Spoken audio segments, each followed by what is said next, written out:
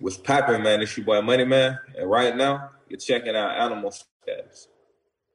Animal Status, what's up? I'm DJ Wonder. I have a very special guest with me.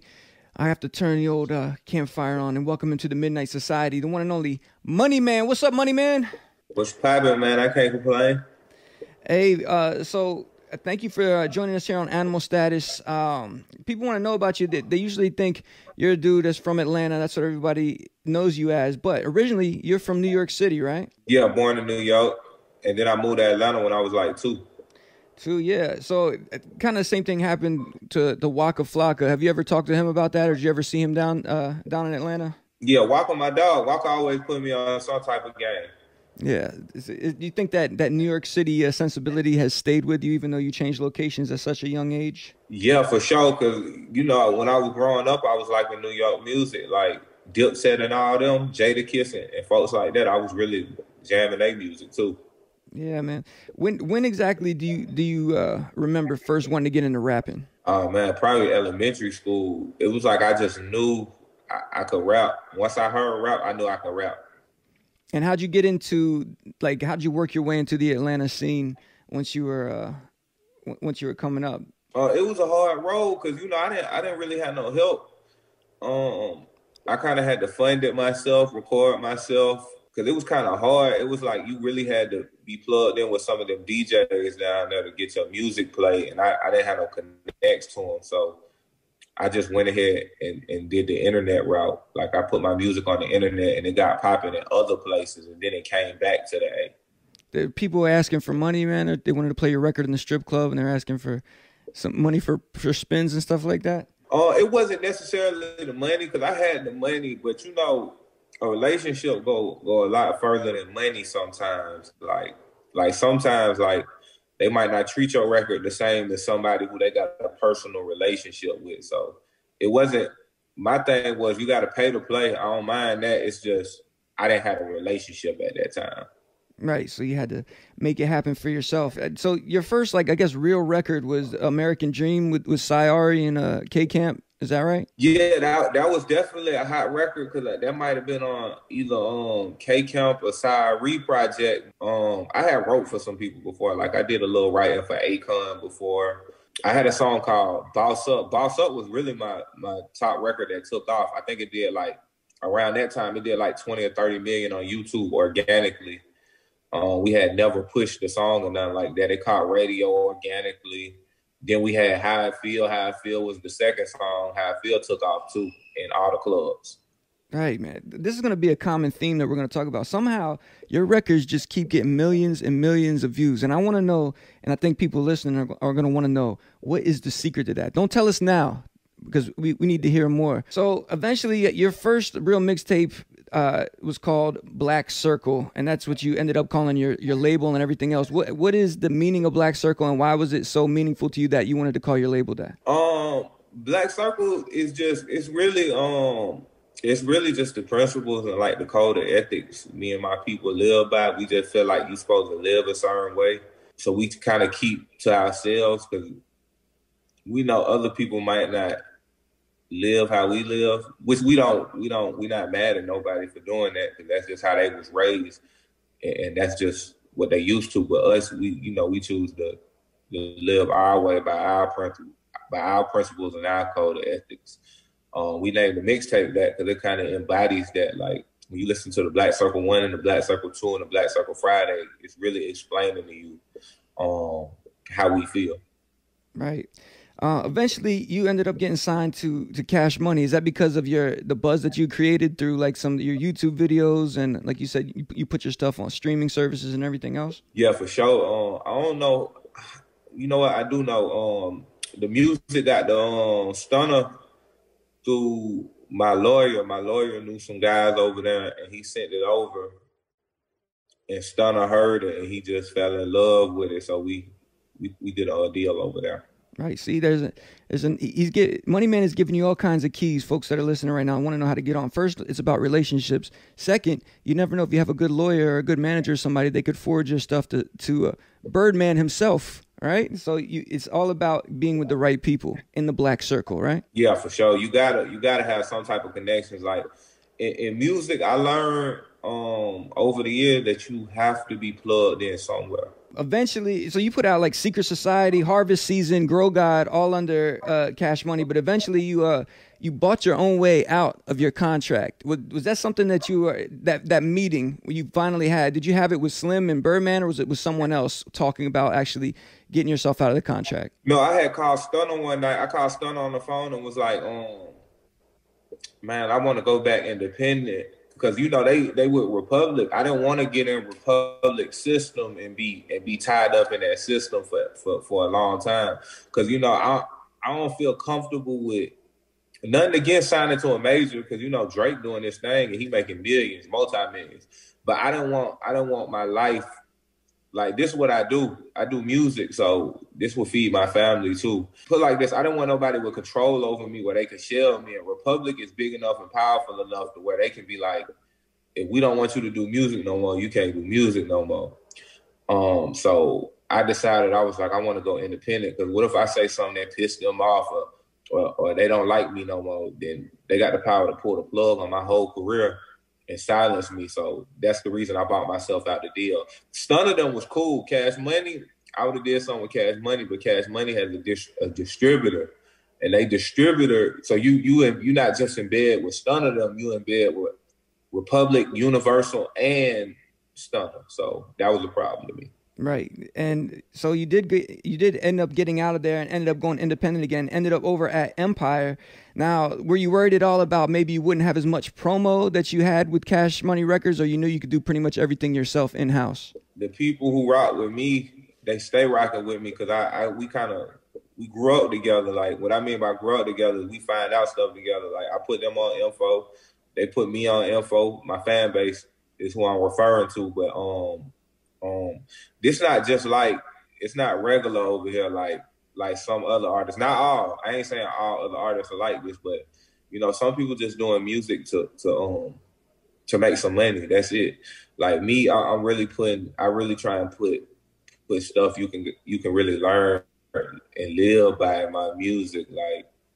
Like I talk about all kind of stuff in my music. I talk about even the drugs I talk about is on some other shit. Like, but to be honest, I got more promotion with Empire than I got with Cash Money. Yeah, man. So that's another thing. We're wondering in general, how does an artist get 30 million views on like one of their first videos? How do you have an organic fan base that follows you? Do you think it was from being features on other artists? Like you ended up doing Long Money with Pee Wee Longway, and that was a big mixtape for you, or album. Do you think that helps, or what attracts people to Money Man in general? Your subject matter, because you got thousands of artists who all kind of talking about the same thing, and that's one way to go about it. Like you can talk about what everybody else talk about, or you can, like me, I kind of just try and put in the music what I think is right, what I think somebody's supposed to be hearing, as opposed to what I think I want them to hear. Like I feel like health and wealth, I'm gonna put that in music, because I feel like that's the way you're supposed to live.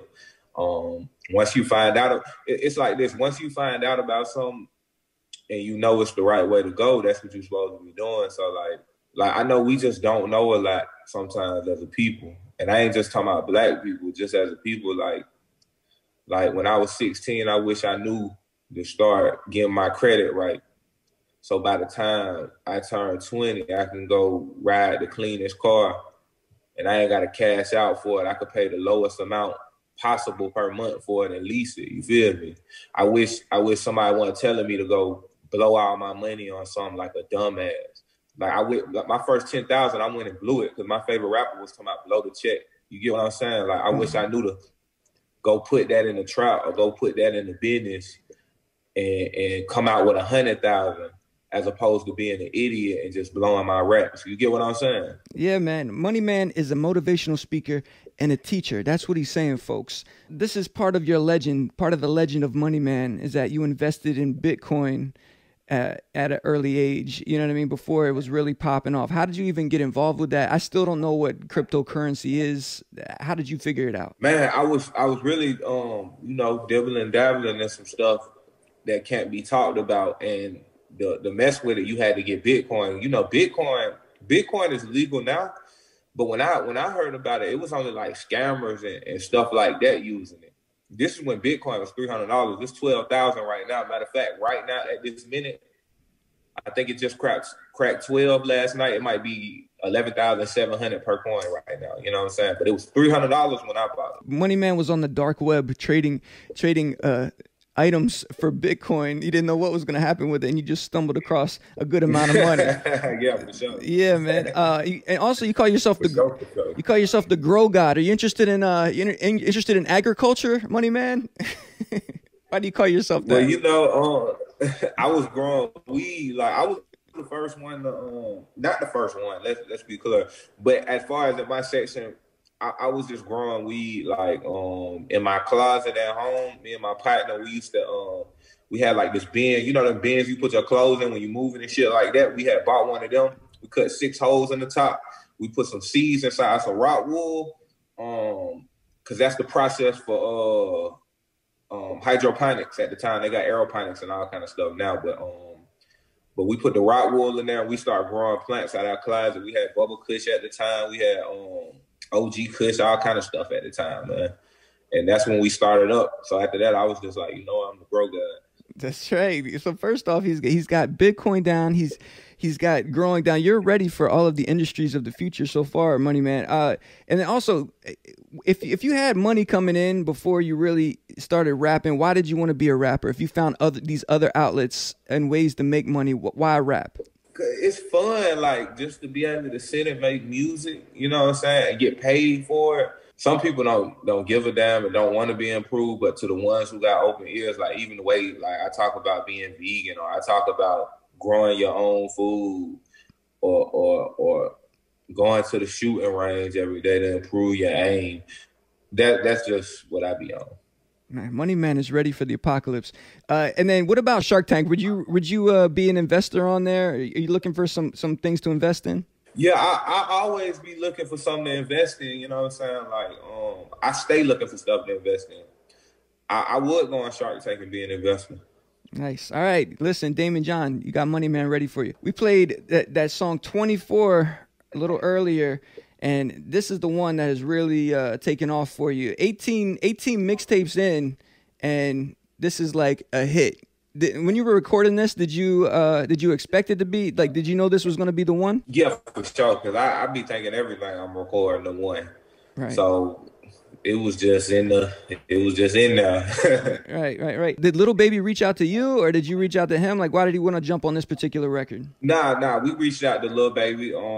We just knew he would go crazy on it. Like it's vibing. It's his same vibe. It's on his same frequency. So we knew what time it was. Now, when you're recording something, how do you come up with your flow? How do you know what tracks to pick, and what differentiates your sound from somebody else? Maybe if somebody heard the track, the 24, they might think, oh, that sounds like a Gunner record or something like that, or your flow may sound like somebody else. How would you say the Money Man sound separates itself from everyone else? You know, the people who probably don't listen to me, they probably be like, I sound like everybody. I done heard some of everybody. I sound like Gates. Shout out to Gates. That's my dog. I sound like Gunner. Shout out to Gunner. I done heard I sound like Baby. I sound like Future. But if you don't listen to me, then you gonna know my sound once it come on. Now let me tell you what's so crazy. I do switch up my sound a lot because I feel like one sound can get boring. But you know, some people got that. If it ain't broke, don't fix it. But me, I'm not even trying to toot my own horn or nothing like that. But my content is unique. I be seeing a lot of people say, like, I sound like this person, or I ain't talking about this or that. Like, all my content unique. Yeah, I guess that's what it is. That's what's separating everybody now, because a lot of the sonics sound the same. A lot of the same sounds, same programs are being used, so it's hard to differentiate yourself beat-wise, but content is king with Money Man. Yo, Money Man, what's the most wild thing you've ever seen while on psychedelics, and have you reached another dimension or another plane? Yeah, for sure, man. Like, I ain't gonna lie, 3 days ago, man, I had took like 3 or 4 doses of a shroom I had, man. And when I say I was in front of the computer listening to a beat because I was gonna do a song, it felt like I was the beat. You know what I'm saying? Like, really, me, it ain't the trips as much for me. It just be the feeling. Like, I take certain shrooms because you know there's so many different ones that different things. I take ones that give me a certain feeling. You know what I'm saying? Like they kind of give me like it's hard to explain the feeling that they give me. But I usually take them for the feeling. You know what I'm saying? Now, certain trips I have had certain trips where I done seen some crazy stuff, but it's kind of hard to explain what I done seen. But just to be real, like just the person I am, I be in another dimension anyway. It's like I got a natural high. You know what I'm saying? Right. Well, watch out, man. You're giving up too much knowledge. I think the aliens may be coming back from Money Man soon. And then, no, we had epidemic and state of emergency. you were right on the money with titling these mixtapes "Epidemic and State of Emergency" back in March, before we even knew how crazy it was going to get. So now that we're coming back around, hopefully things will be getting back to normal. What's the next title that we can have that can sum all of this up and maybe a more positive outlook? What would you call something else that you're about to do outside of the coronavirus stuff? Man, I ain't thought of it yet. I've been recording some stuff, but I ain't thought what I'm gonna title my next mixtape yet. But as far as state of emergency and epidemic, sometimes people need that little bit of pressure to pipe up. You know what I'm saying? So it might not have been too much of a bad thing. Thank you so much, Money Man. We appreciate you. I got to put the fire out over there. You're officially a member of the Midnight Society. Thank you for coming on Animal Status. Let's go. Appreciate the love, man.